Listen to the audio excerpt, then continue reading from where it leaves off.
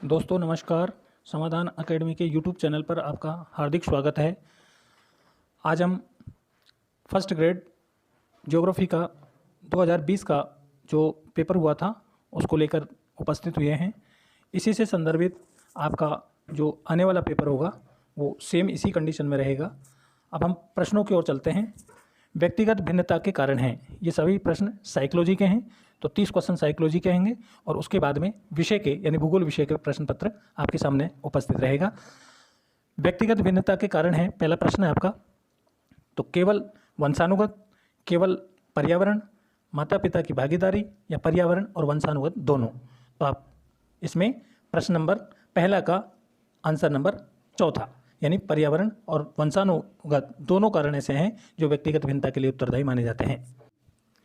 प्रश्न नंबर 2, एक शिक्षक के लिए सबसे चुनौतीपूर्ण कार्य कौन सा है? तो चारों ऑप्शनों में से आपका सही उत्तर होगा शिक्षण अधिगम की प्रक्रिया को सुखद बनाना एक शिक्षक के लिए सबसे चुनौतीपूर्ण कार्य माना जाता है। प्रश्न नंबर 3, एक शिक्षक शिक्षण अधिगम प्रक्रिया में कक्षा के अधिकांश विद्यार्थियों की भागीदारी सुनिश्चित करना चाहता है, शिक्षक को क्या अपनाना चाहिए? तो आपको परिचर्चा विधि, जिससे कि सभी छात्र उस प्रक्रिया में भाग ले सकें। प्रश्न नंबर 4, खड़ीन क्या है? तो ये जल संरक्षण तकनीकी का एक उपाय है, प्रकार है, जो रेगिस्तान के जैसलमेर जिले में इस प्रकार की जलीय व्यवस्था मिलती है। प्रश्न नंबर 5, पुस्तक पुराणों का भूगोल जिनमें या जिनसे रचित है कौन सी वैज्ञानिक है या ऐसा कौन सा भूगोलविद्ता है जिसने पुस्तक पुराणों का भूगोल लिखी थी? तो MS अली नामक जो भूगोलविद्ता है उसके द्वारा ये पुस्तक लिखी गई थी, पुराणों का भूगोल। नेक्स्ट प्रश्न देखिए, नगर नियोजन की बारीक प्रणाली कौन सी है या बारीक प्रणाली संबंधित किससे है? तो पुनर्जागरण काल से ये संबंधित मानी जाती है। नेक्स्ट प्रश्न, निम्नलिखित में से कौन सा छात्र अकादमिक उपलब्धि के लिए अपने साथियों की अपेक्षाओं के अनुरूप होने का प्रयास करेगा? एक छात्र जो कक्षा में 8 में पढ़ता है वो अपनी अकादमिक उपलब्धि के लिए अपने साथियों की अपेक्षाओं के अनुरूप होने का प्रयास करेगा। तो इसका उत्तर प्रश्न 3, ऑप्शन नंबर 3। प्रश्न नंबर 4, नेक्स्ट प्रश्न देखिए, कक्षा में एक बच्चा जो कई प्रश्न पूछता है और जिसकी रुचियां भी बहुत विस्तृत हैं, वो बालक कौन सा हो सकता है? वो बालक प्रतिभाशाली बालक है। एक किशोर जिसने औपचारिक संक्रियात्मक विचार विकसित कर लिया है वह है, तो वह कौन है? भविष्य के बारे में व्यवस्थित रूप से सोच सकता है। ब, किसी दी गई परिस्थिति के लिए व्यवस्थित रूप से विभिन्न संभावनाएं उत्पन्न कर सकता है।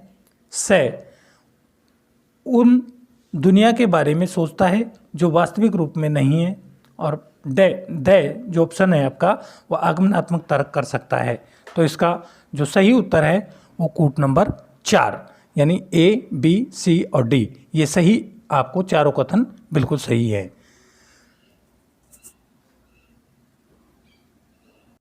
नेक्स्ट देखिए, सामाजिक संरचनात्मक दृष्टिकोण पर महत्व देता है, तो कौन देता है महत्व? इसका ऑप्शन नंबर 3, सीखने का सामाजिक संदर्भ, यह ज्ञान छात्रों द्वारा कैसे निर्मित किया जाता है, ये सामाजिक संरचनात्मक दृष्टिकोण पर महत्व देता है।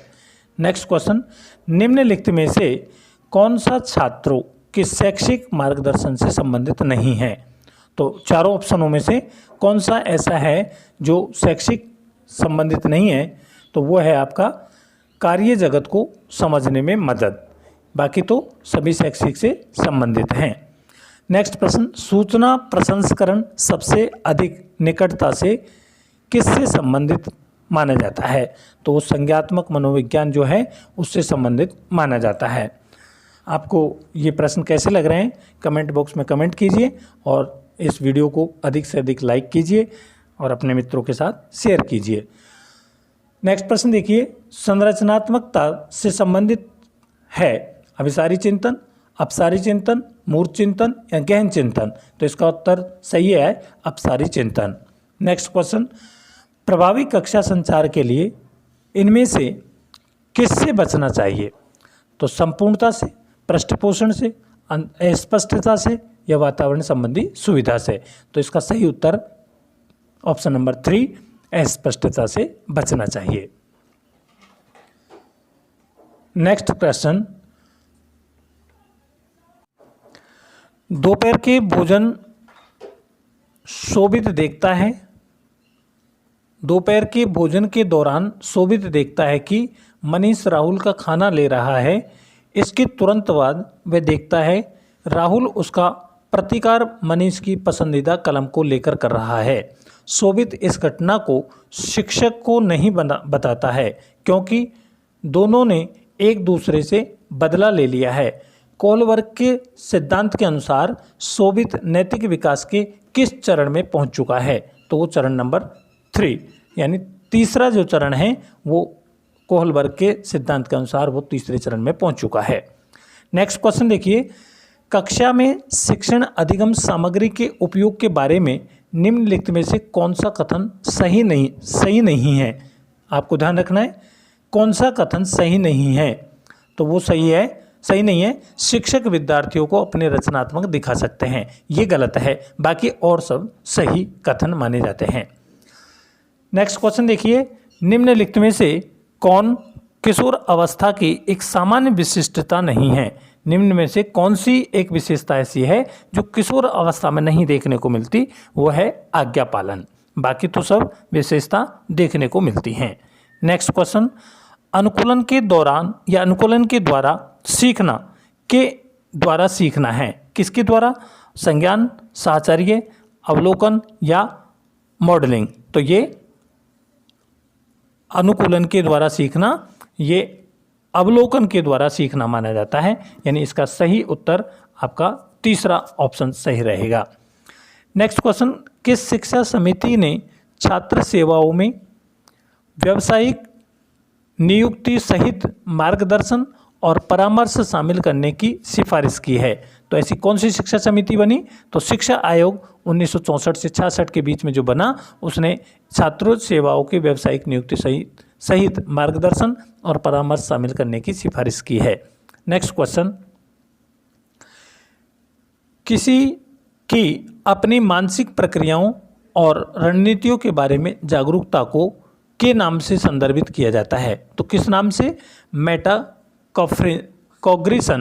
मेटाकॉग्निशन नाम से संबोधित किया जाता है। नेक्स्ट क्वेश्चन, सीखने के रचनात्मक दृष्टिकोण के बारे में कौन सा कथन सही नहीं है? कौन सा कथन सही नहीं है? तो आपको ये कथन देखना है, कमेंट बॉक्स में कमेंट कीजिए। अब इनमें से कौन सा कथन सही नहीं है? बाकी 3 सही है। नेक्स्ट क्वेश्चन, निम्नलिखित में से कौन सा आंतरिक अभिप्रेरणा का सबसे अच्छा उदाहरण माना जाता है? तो सबसे अच्छा उदाहरण कौन सा है? ऋतु कक्षा में होने वाले टेस्ट के लिए कड़ी मेहनत कर रही है क्योंकि वह पाठ्यक्रम सामग्री का अध्ययन करने में आनंद महसूस करती है, अर्थात इस प्रश्न का उत्तर होगा ऑप्शन नंबर 3, तीसरा प्रश्न का उत्तर होगा। नेक्स्ट क्वेश्चन, डिस्कवरी लर्निंग द्वारा किए गए अधिगम की अवधारणा पर आधारित है। तो कौन की अवधारणा है ये अवधारणा मानी जाती है ब्रूनर की। किसकी है? ब्रूनर की अवधारणा मानी जाती है। नेक्स्ट क्वेश्चन देखिए,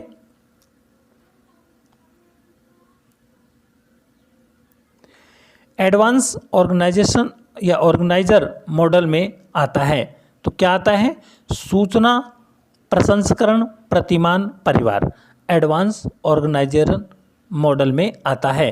तो कौन सा? ऑप्शन नंबर 3 ये आपका सही माना जाएगा, सूचना प्रसंस्करण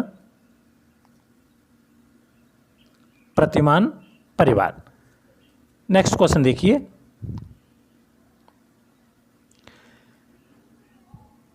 ने पहली बार भावात्मक बुद्धि परिभाषित की थी, यानी किसने पहली बार भावात्मक बुद्धि को परिभाषित किया था? तो पीटर सेलो और जॉन मेयर, इन वैज्ञानिकों ने या इन मनोवैज्ञानिकों ने सबसे पहले भावात्मक बुद्धि को परिभाषित किया था। नेक्स्ट क्वेश्चन, विज्ञान प्रक्रिया प्रतिमान के द्वारा विकसित किया गया था। तो ऐसा कौन सा वैज्ञानिक था जिसने विज्ञान प्रक्रिया प्रतिमान को विकसित किया था? तो वो वैज्ञानिक का नाम है Joseph M Sehwag, Joseph S Sehwag. Next question, निम्नलिखित में से कौन सी सहकारी सीखने की विशेषता है? सहकारी सीखने की विशेषता है। तो आप इसके कूट देखिए, सामूहिक लक्ष्य, व्यक्तिगत उत्तरदायित्व, सफलता के लिए समान अवसर और सक्रिय छात्रों पर अतिरिक्त भार। तो इसका सही उत्तर होगा, वो होगा कूट नंबर आपका होगा ए, सी और डी। ये आपका सही ए, सी और डी, ये आपका सही ऑप्शन इसका उत्तर रहेगा। नेक्स्ट क्वेश्चन देखिए, कंप्यूटर से संबंधित प्रश्न भी हमारे फर्स्ट ग्रेड में पूछे जाते हैं। तो वो कंप्यूटर से संबंधित आपका प्रश्न है यहाँ, कंप्यूटर सहायक निर्देश के सिद्धांत पर आधारित है। किसके? क्रिया प्रसूत अधिगम इसके सिद्धांत पर आधारित माना जाता है, क्रिया प्रसूत अधिगम। नेक्स्ट क्वेश्चन देखिए, श्री सिंह ने अपने विद्यार्थियों को एक ऑनलाइन इतिहास पाठ्यक्रम में नामांकित किया। श्री सिंह ने अपने विद्यार्थियों को एक ऑनलाइन इतिहास पाठ्यक्रम में नामांकित किया है। इस प्रकार की दूरस्थ शिक्षा को किस रूप में जाना जाता है? तो वो वर्चुअल विद्यालय के रूप में उसे जाना जाता है। तो इसका उत्तर ऑप्शन नंबर 4 सही रहेगा। नेक्स्ट प्रश्न, रक्षा युक्तियाँ, कौन सी रक्षा युक्तियाँ हैं? तो कौन सी रक्षा युक्तियाँ हैं? अहम सुरक्षात्मक, सामाजिक, परामर्श प्रक्रिया या संवेगात्मक प्रक्रिया। तो रक्षा युक्तियाँ कौन सी मानी जाती हैं? संवेगात्मक प्रक्रिया मानी जाती है। नेक्स्ट क्वेश्चन, किशोर अवस्था में समीक्षात्मक सोच के विकास करने के विषय में निम्नलिखित में से कौन सा कथन सही नहीं है? तो इसमें आपको देखें, कथन नंबर 3, आपका समय पर पाठ्यक्रम को पूरा करने के लिए व्याख्या विधि का उपयोग करना, ये आपका उत्तर सही रहेगा। नेक्स्ट क्वेश्चन देखिए, इंटरनेट प्रौद्योगिकी में HTML का क्या अर्थ है? HTML यानी इसकी फुल फॉर्म क्या है? तो इसकी फुल फॉर्म है hyper text markup language, hyper text markup language, यानी ऑप्शन नंबर 1 इसका सही उत्तर माना जाएगा। आगे देखिए, अब हम भूगोल से संबंधित प्रश्नों को देखें। जूगेन बनता है, किससे बनता है जूगेन? मुलायम तथा कठोर चट्टानों के क्षैतिज परतों के बीच पवन अपघर्षण के द्वारा जिस स्थलाकृति का निर्माण होता है उसको हम जूगेन के नाम से जानते हैं। नेक्स्ट क्वेश्चन, मोहरोबिसिक अशांतता पृथक करती है। तो ये किसको पृथक करती है? आंतरिक कोड और बाह्य कोड को। ये आपका उत्तर है। नेक्स्ट क्वेश्चन, भूकंप के अवकेंद्र को इस नाम से भी जाना जाता है। तो अवकेंद्र को किस नाम से जानता है, किस नाम से? तो वो है उद्गम केंद्र के नाम से। उद्गम केंद्र भूकंप के इसको अवकेंद्र को जाना जाता है। सूची 1 को सूची 2 से मिलान कीजिए और सही कूट के उत्तर का चयन कीजिए। अब आपको सूची दे रखी है, एक और तो आपको सूची में देशों के नाम दे रखे हैं और दूसरी ओर आपको यहाँ क्रोकोटोवा, माउंट सेंट हेलेन, कोटोपैक्सी और मेयान, इस प्रकार के आपको सूची दी हुई है। तो आप इनका मिलान करेंगे तो आपका उत्तर सही निकलेगा इसमें ऑप्शन नंबर सी, यानी 3 का मतलब है 1 में 3, 2 में यानी बी में 1, सी में 2 और डी में 4। यह आपका उत्तर निकलकर सामने आएगा। नेक्स्ट क्वेश्चन देखिए आप, वायु में जल वाष्प की अधिकतम मात्रा कितनी होती है? तो वो 5%। आपका उत्तर होगा ऑप्शन नंबर 4, 5%। नेक्स्ट प्रश्न, वायु के क्षैतिज संचरण के कारण ऊष्मा के स्थानांतरण को क्या कहते हैं? तो इसका सही आपका उत्तर निकलेगा वह है संवहन।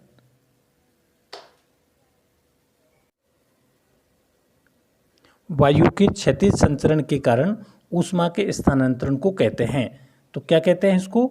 इसको कहते हैं अभिवहन। इसका ऑप्शन ए सही है। नेक्स्ट क्वेश्चन देखिए, जियो क्या है? जियो क्या है? सपाट शिखर समुद्री पर्वत।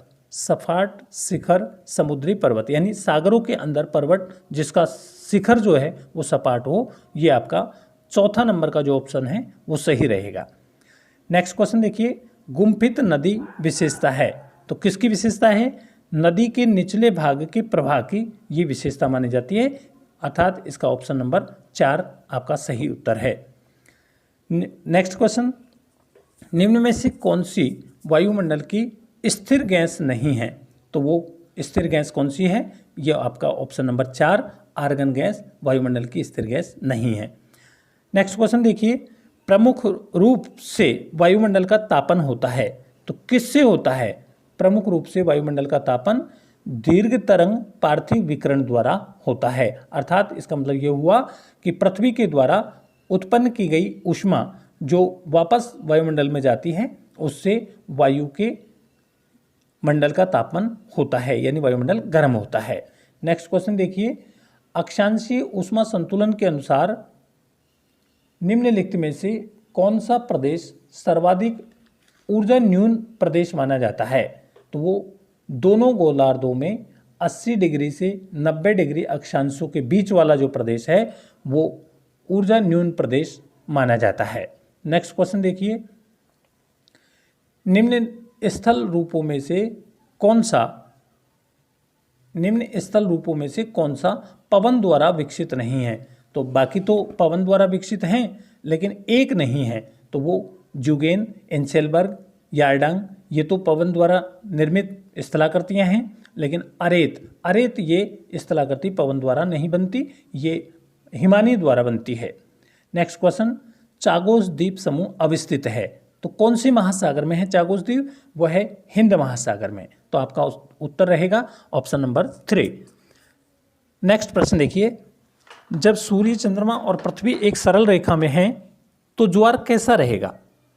तीनों की एक दशा होने पर जो सरल रेखा में है तो दीर्घ ज्वार का निर्माण होता है, तो आपका उत्तर ऑप्शन नंबर 2 सही रहेगा। नेक्स्ट प्रश्न, अन्य कारकों के समान रहने पर पृथ्वी के द्वारा सूर्य ताप की प्राप्ति अधिकतम होगी। कब होगी अधिकतम? जब सूर्य और पृथ्वी आपस में नज़दीक रहेंगे, अर्थात 3 जनवरी को ये स्थिति पैदा होती है। नेक्स्ट क्वेश्चन, निम्नलिखित में से कौन सी एक ठंडी महासागरीय जलधारा नहीं है? तो 3 तो ठंडी हैं लेकिन एक नहीं है, तो बेगुला, पेरू और कनारी ये तीनों ठंडी जलधारा हैं, लेकिन अगुलहास धारा गर्म जलधारा मानी जाती है। नेक्स्ट प्रश्न देखिए, निम्नलिखित कोयला क्षेत्रों में से कौन सा एक महानदी घाटी में स्थित है? तो कौन सा कोयला क्षेत्र एक नदी घाटी में, कौन सी नदी में? महानदी घाटी में है, तो वह है तलचेर क्षेत्र। तलचेर क्षेत्र है, तलचेर ये महानदी घाटी में स्थित है। तो आज इस प्रकार हमने 50 प्रश्न जो साइकोलॉजी के और भूगोल के ये 50 प्रश्न आपने देखे।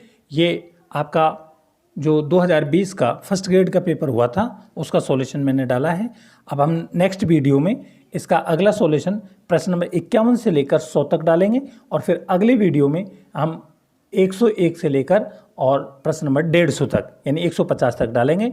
तो आपको ये वीडियो कैसा लगा कमेंट कीजिए और अपने मित्रों के साथ इसको शेयर कीजिए, अधिक से अधिक लाइक और शेयर कीजिए। जय हिंद, जय भारत।